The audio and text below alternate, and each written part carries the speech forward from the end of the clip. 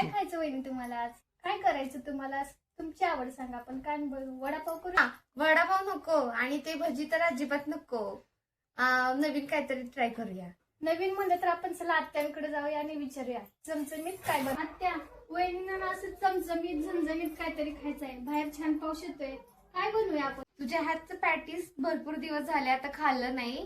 Please मला ते करून दे. असं झणझणीत पॅटीस करते. हिनं सुद्धा ध्यानातच ठेवलं पाहिजे पॅटीस किंवा चिंचलीला गेल्यावरच खरोखरच पॅटीस खायला मिळतंय. असंच पॅटीस करते गावाकडचा आज तिला.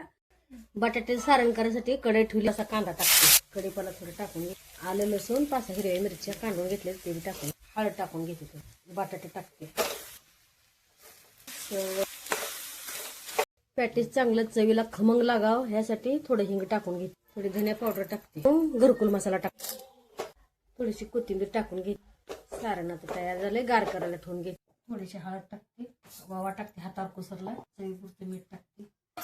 लागत असं थोडं थोडं पाणी वाटायचं, एकदाच वाटायचं नाही, पातळ होईल पीठ. चांगलं दाट सारण लावायचं, पॅटीस खायला चांगलं लागतंय. त्याच्यावर दुसरा ब्रेड ठेवून घेते, बेकिंग सोडा टाकून घेते. अशी छान तळली बघा. थोडी चटणी करायसाठी